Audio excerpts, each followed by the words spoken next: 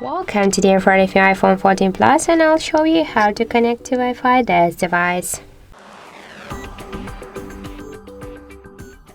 So first, let's open the settings application and then tap the Wi-Fi section. To activate Wi-Fi, we should use this switcher, so click here once, and now we can see here all the available networks.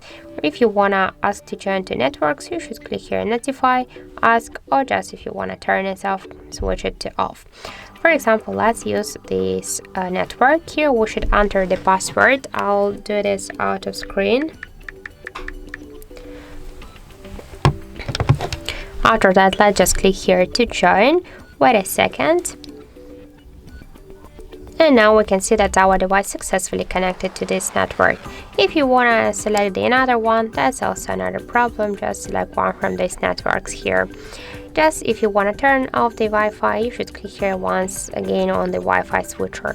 And also we can activate and turn off Wi-Fi just from the control center. So just first open it, and then you'll see here the Wi-Fi icon.